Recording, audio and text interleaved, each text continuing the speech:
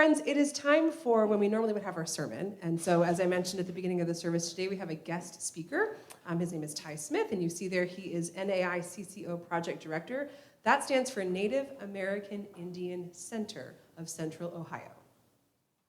I'll ask you later. Okay. So anyway, I've lost the plot. Are we playing a video now and then you're walking up, or are you coming up now and then a video happens? Well, because you guys were doing things up in the tech space and I wasn't there. Video, here it is. Enjoy a video, everyone.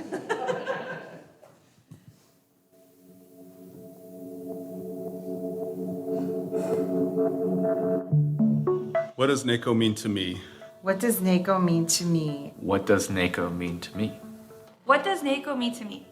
Meeting the team at NAICCO, I get to witness people that do care about unity, healthy lifestyle, and humanitarian spirit. Growing up, I came from a single-parent home that did seek a place like NAICCO. To be surrounded by that and be a part of giving back during a time of a global pandemic really speaks volumes about how much they care for the community. This is why, to me, NAICCO is a noble place here in the heart of Ohio. NAICCO means to me a community where we can kind of come together and we can celebrate a shared cultural heritage while learning from each other and transferring the knowledge and the love we have for our communities put together. What NAICCO means to me is family. It's a home away from home. You're welcomed and you meet the most interesting people around here. I'm glad that it's here in Ohio and I'm happy for the people that I've met. What NAICCO means to me, it's family and support, and helps us remember what culture we are. I like coming here a lot. Like, they do a lot of fun stuff. I'm really happy when we do like activities together. It feels like we're in like a humongous family. Everything to do with NAICCO is just really great. What does NAICCO mean to me? Oh, NAICCO means a piece of home, a safe haven, for Native culture. A place where I can call home and to have my family enjoy being Native, enjoy that friendship, and that's what NAICCO means to me. NAICCO is a unique and deeply valuable cultural and spiritual lifeline for urban natives living in Ohio. It's one of the most important things I think that I've experienced. I was having a lot of identity issues identifying as Native American. In NAICCO, everyone has a chance to be human. Everyone has a chance to communicate with each other. And there's not so much separating us because we all have the similar struggle of living in an urban society. NAICCO to me means, family and belonging. Heritage and, culture is being preserved. The ways are dying and, it's a little scary. It is scary. Because, you have elders that are passing away and, knowledge is being lost, but there's a spark of hope. And I think NAICCO does a really good job of keeping that alive. What does NAICCO mean to me? It helps me learn about my culture and it helps other people learn about their culture. It's a very nice community to be in. I love that they can make other people feel comfortable and also make me feel comfortable. I love all their activities, and it's really fun. What does NAICCO mean to me? It's been a tremendous help to me to be able to come here and just be who I am. And I truly appreciate that. And just being with other Native Americans and enjoy the foods that we eat. What does NAICCO mean to me? NAICCO means to me a community with honor and integrity. It gives me a sense of belonging. It gives me a sense of peace and welcoming. What does NAICCO mean to me? NAICCO means community. NAICCO means connection. We have such a diverse group of people here from multiple areas across the nation. It's just a great organization to come together, and share our culture and grow with our heritage. To me, NAICCO means community. Helps us provide our youth with a sense of Native pride, to teach our beliefs and our cultures and our song, our dance, the food, things that might not necessarily beginning in Ohio, not living around our families or our reservations. And it's invaluable. For me, NAICCO has been my life for the past 20 years. And every success that NAICCO is going to be a win for my family and myself. So to me, NAICCO is my family. It's my home. And, hopefully it's going to be my legacy. NAICCO to me is, it's our home. It's a home away from home. It's a place where we can come together, where we can see familiar faces, where we can share our culture with one another, a place where we can just really come together as a community, as a family, spend quality time together. It offers a sense of security for our people, knowing that we have a place that we can call ours here in Ohio, and it's something that's been definitely hard to find. What does NAICCO mean to me? NAICCO is a welcoming place that showed me who I was and who I was meant to be. NAICCO means I have a place with people like me, a place where I am accepted, a place to have access to my culture and more. Having all this has helped shape me to who I am today. What does NAICCO mean to me? What does NAICCO mean to me? What NAICCO means to me is NAICCO is my family. That's what NAICCO is to me.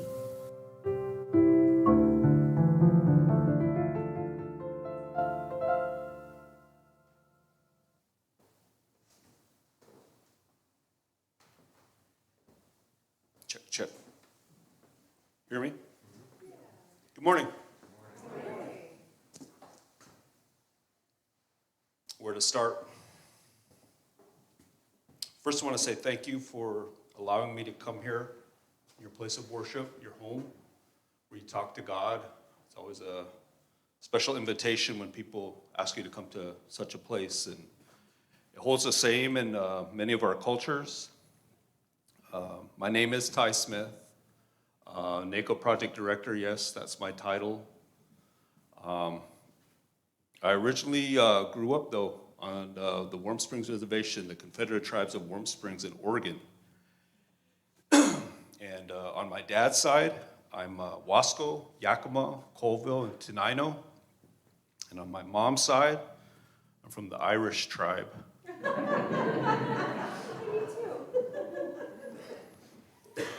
We got a pretty big tribe, I hear, so. Yeah.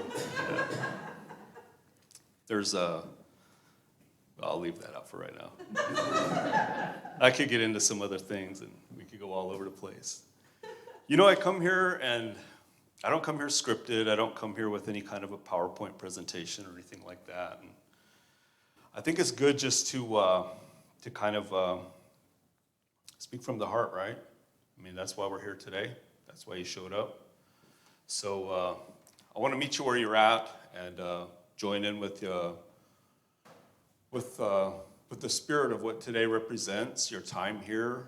I was looking at the tapestry back there, and I had to ask, does that have, the one on the left with the people, there's 4 colored people, does that have any kind of native influence? Does anybody know?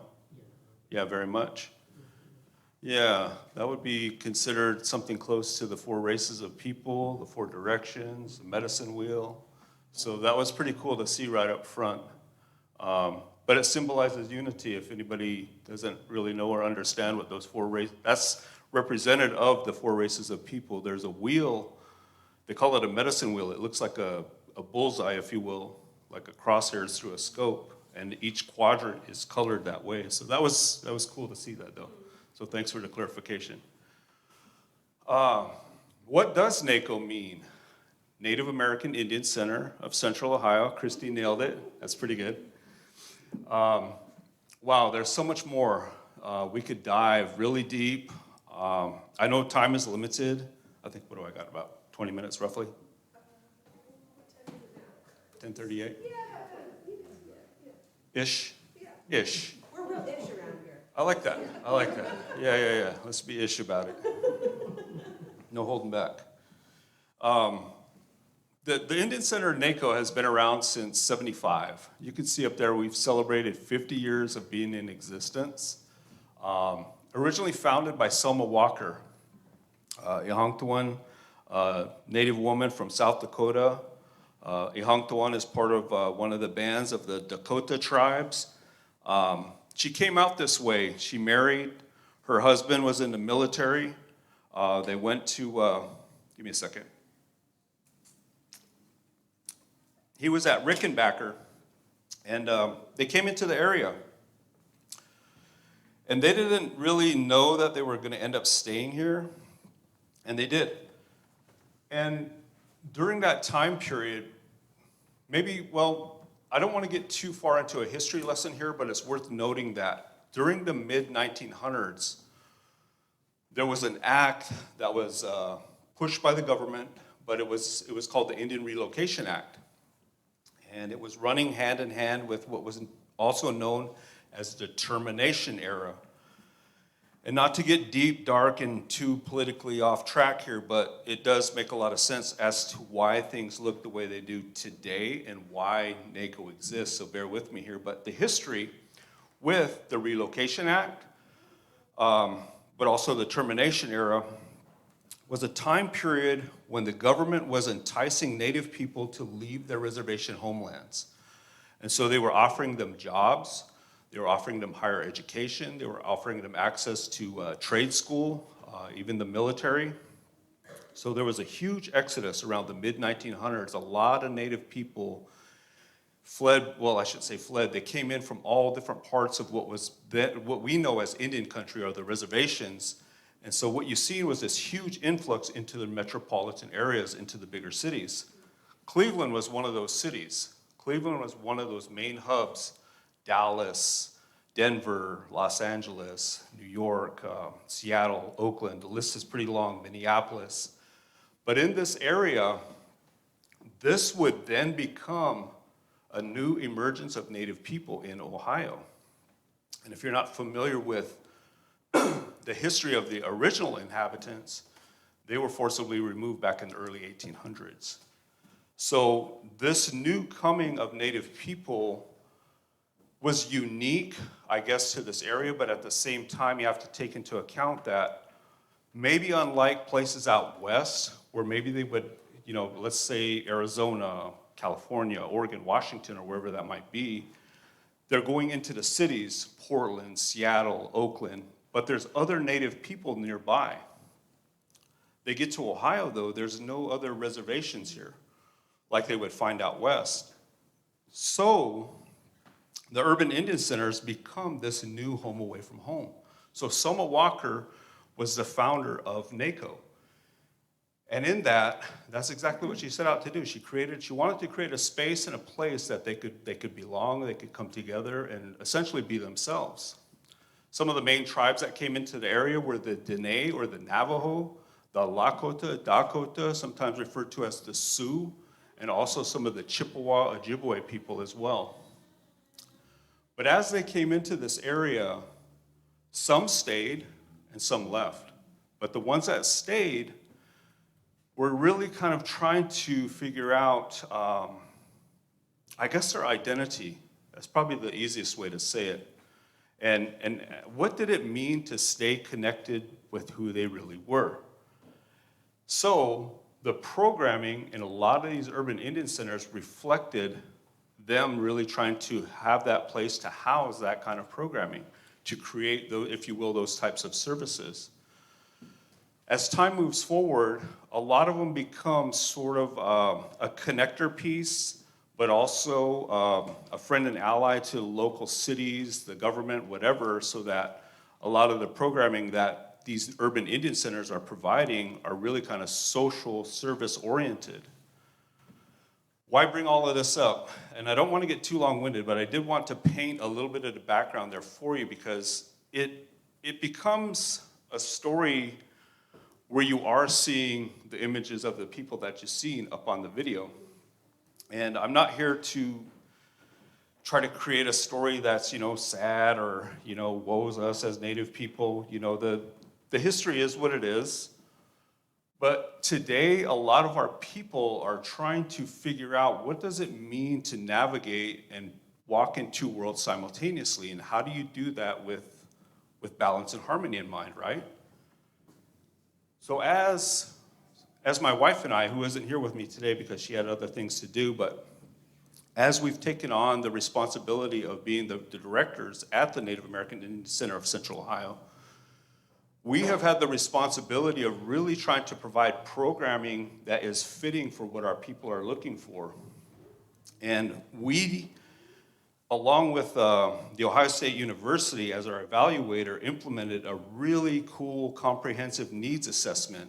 And in that, we were able to gather women all throughout the state over a 3-year period. And culture, hands down, was by far the most important thing that our people deemed that they wanted to have available and there as a part of their lives. Community was the next piece. And then along with that, sustainability. We really had to look at that closely and try to hear what they were saying exactly. And as we began to kind of shape it and look at it, we leaned on our elders. We had an advisory council and our board of directors. And so through that, we were able to really kind of pinpoint a lot of the programming that you will see today that we are implementing on behalf of our people. And it's really cool because, you know, I'm sitting here and I'm listening to the songs, I'm reading along with the words up here, and I'm seeing the word love, and I'm seeing the word belonging, and that's it, right? I mean, that's what we're saying. And, you know, I'm not up here to try and preach to you all about your way, but as humans, you know, what is it that we're looking for? And that's what our people were telling us time and time again, is that they needed that connection factor, but they also wanted it to be done in such a way that was honoring to who we are with our identity. However, it gets a little tricky. It gets a lot tricky-ish. We've seen easily in excess of over 100 different tribes come through our doors over the years. That's a tall order in itself, and trying to find a way to figure out what do we say is most important. How do we look at culture when we think of over 100 different tribes, which is different languages, worldviews, creation stories, ceremonies. And it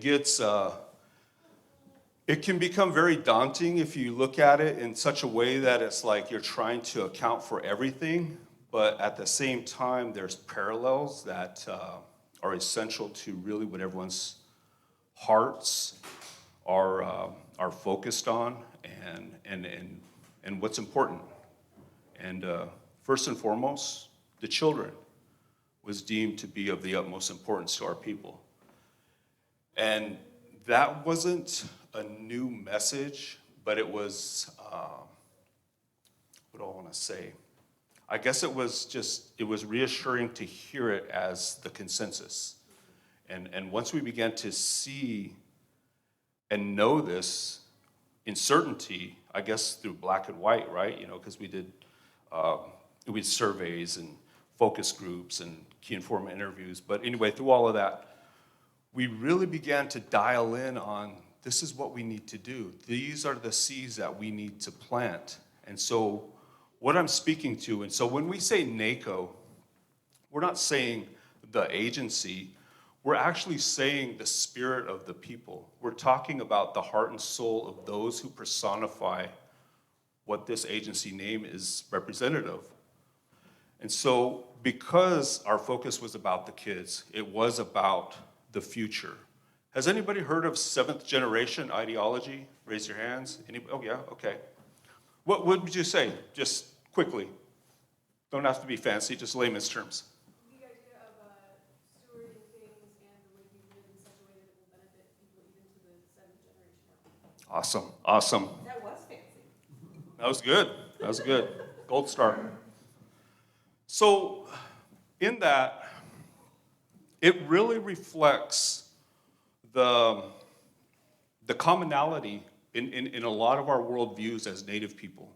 But we could just say humanity if we really wanted to get right down to it. We could point to that tapestry over there and talk about all of mankind. But as the Urban Indian Center in this area, NAICCO, we are doing everything we can to be representative of our people, correct? And it's important, you know, and it's not about over prioritizing or anything like that, but we know that there isn't that representation. But what we've really been about is trying to make sure that we're helping our community across this state now, if you didn't know that either, but we do stand as basically the only viable urban Indian center in this state. There's a couple of other agencies out there, but they're, and I'm not saying anything bad about them, but they're just kind of like, you know, they have their ups and downs, if you will, and I'll just leave it at that. But we have a lot of people come to us, Cleveland, Cincinnati, Dayton, Outliers, Louisville, other places, Indianapolis. You know, there's a lot of different people that come to our agency to partake in our activities and our programs.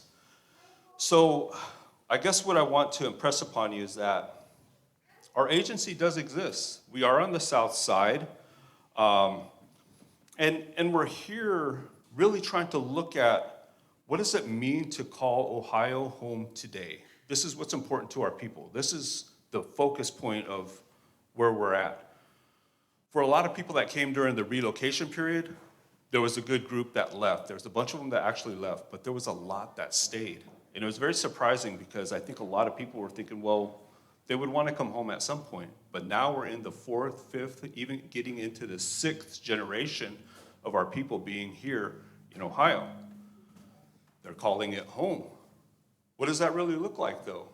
When you don't have what you're accustomed to, what you would see out in Indian country, your reservation homelands, where there is specific infrastructure in place that speaks to who you are, what you're about, your culture, your worldviews. How does that, where do you find that fit in Ohio? How much time do I have? Till when? Well, we usually end around 11 or 11:10-ish, so we have one more song. Okay. Very ish, Jean says. Ms. Jean says you can go as long as you want, so, you know. Well, I don't want to cut in here, but if I'm going to be here and I'm going to share what we're really about and the messaging that we're really, you know, trying to, you know, make aware and known to people. There was the other video up there. You guys still got that one? Just hold on to it. You don't have to play it just yet. The Land Back NAICCO video? Okay. So we'll play a video here in a minute, but and I'm up here kind of feeling like I'm kind of struggling to crunch, you know. I don't want to feel rushed and make it uncomfortable either. But what I want to say is that you know, we were able to hear the importance that our people were placing on how do we call this place home? And again, very intertribal, over 100 different tribes of people that you're talking to. But we've prioritized the children, and that's the foundation for us. And this is awesome. This is awesome. This helped shape our mission and our vision, right, of what we're going to be about and where we're going and what, you know, our future of things to come. So we started a campaign called Land Back NAICCO. We're going to play the video here in a minute. But the importance that our people spoke to was the disconnect that they're feeling, and I think a lot of us could probably relate to this as well in this room, in this church here. The fact that if you really look at Native culture, you begin to recognize that there's a strong influence from Mother Nature. And we've always considered it, and I say this generally speaking, and my disclaimer is this is my point of view, but I feel like I've listened enough to my elders to say this boldly, but Mother Nature has been that instrumental piece, that life force, that all of creation that she is for us, for a reason and purpose, and we are all connected. There's more to it than just these people up here on this tapestry. There's actually the 4 directions. There's the 4 stages of life. There's the 4 seasons. There's a lot of different elements that go along with it. But we really had to think on what was this meaning? What were they trying to tell us? And it was about unplugging. It was about taking time to decompress, to go out and remember that we are all connected, not just as people, but even just the same air that we all breathe together, the water, all the different elements, all the medicines, all the walks of life that exist. It's all one and the same in Native American ideology. And I'm generally speaking, of course, but each individual tribe would have a very pronounced way that they would speak to it. And I could go on a tangent about how my people would talk about it. But what does this look like in Ohio? And how do we shape this? So what I'm alluding to here is that we have begun to implement programming that we are referring to as NAICCO Outdoors. And the focus here is about being outside, and it does key in on fishing, foraging, gathering, but it also speaks to what does it mean to be a steward? What does it mean to be a conservationist? What does it mean to think about the environment as well? And to remember, in the words of the Lakota people, mitake owasin, all my relations, we're all related. How do we look at that? And how do we make sense of that? So we've really pushed this forward, and I was hesitant to play this video that I'm gonna ask them to play here in a second, because I didn't want to come in and make it sound like I was coming here to fundraise or anything like that, because that's not where this is at. But let's play the video, and then I'll continue on a little bit more after that. It's a short video.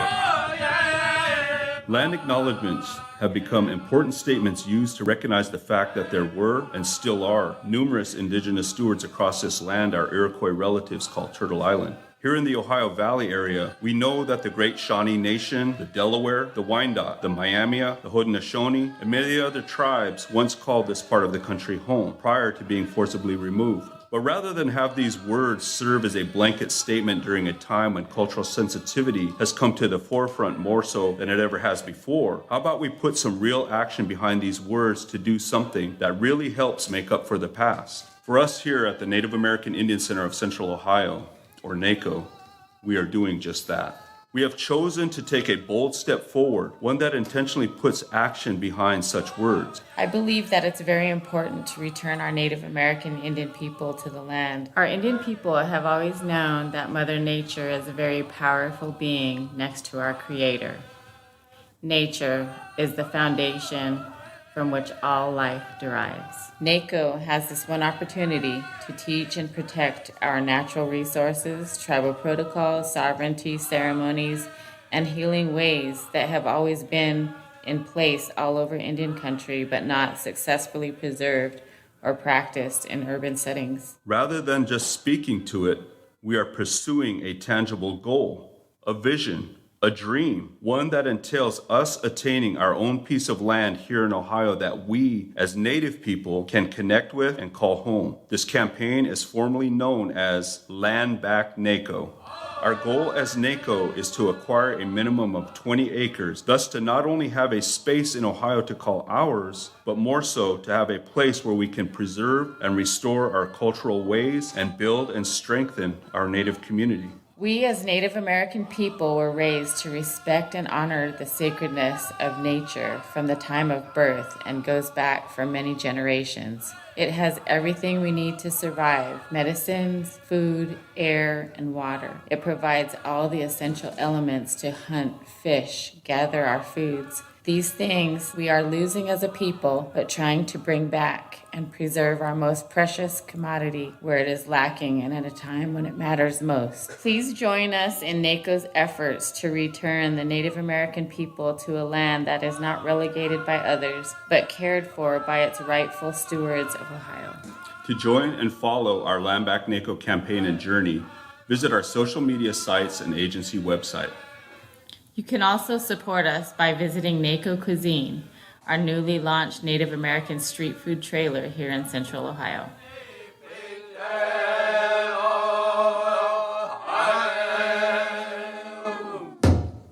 Thank you.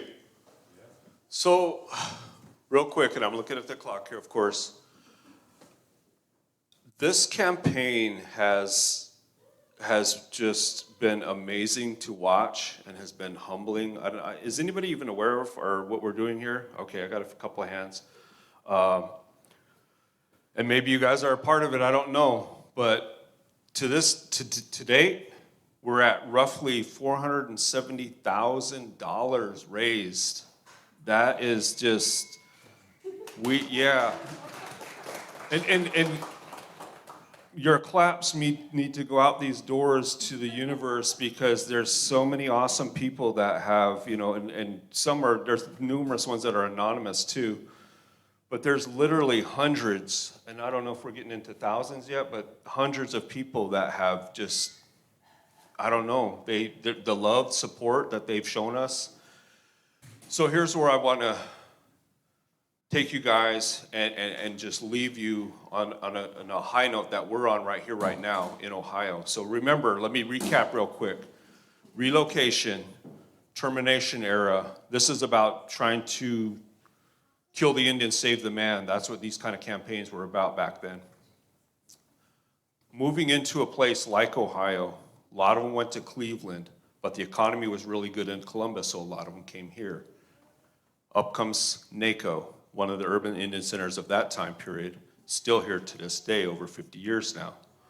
We asked the people, where's this supposed to go? What do we want? What do we want to see? Culture, community, sustainability. What does that look like in a modern context amongst an intertribal community? We need to take our programming outside. Well, where? Into borrowed space? Into places that we have to rent and pay for? No.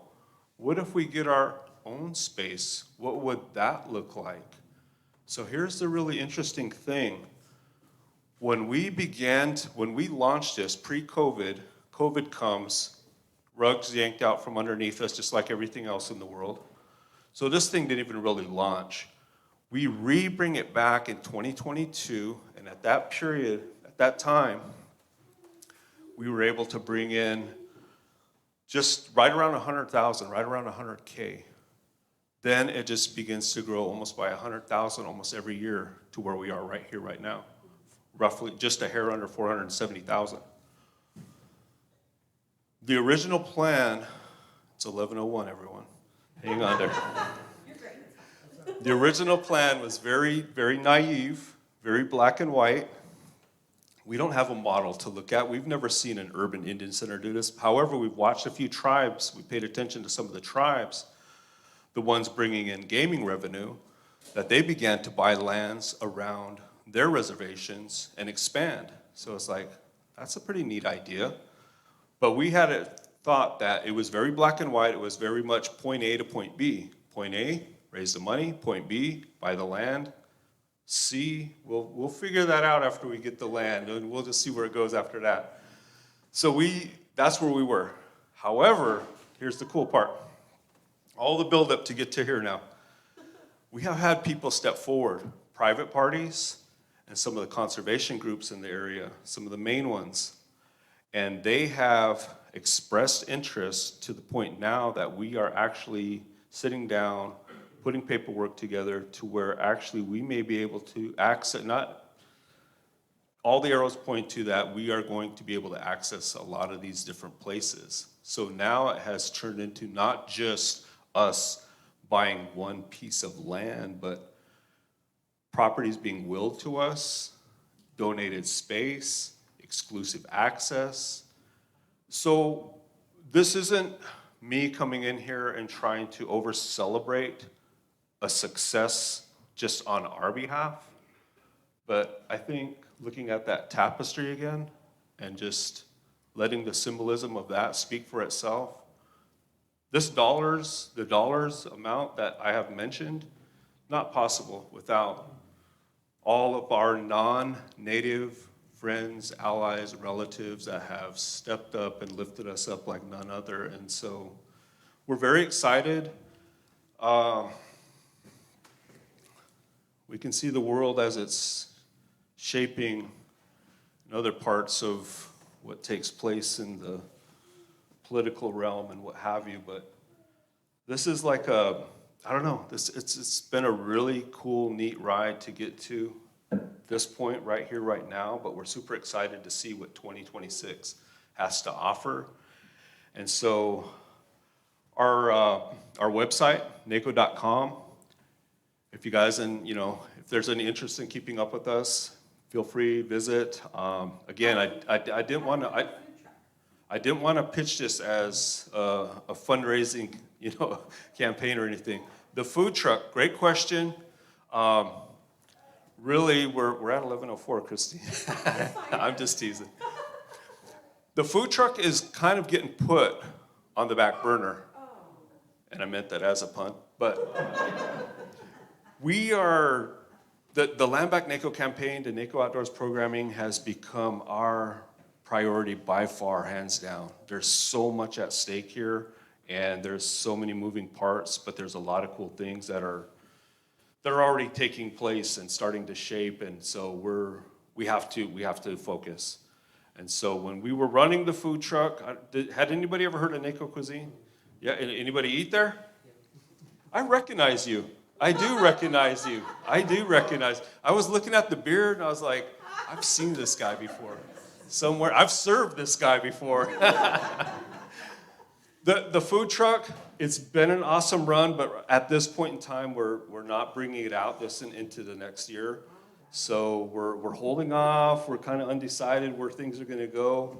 But again, Land Back NAICCO, NAICCO Outdoors, we're stoked. And so my kids like to throw that around. But it feels like it's just, a really cool thing. And so I just want to thank you guys for letting me come in here, share a little bit about what we're doing, how far we've come. And I don't know. We're super excited to where it's going to go. So, but again, Kuala in my language, thank you. Atawishamash, to each of you. Love and harmony. Thank you for allowing me to be here.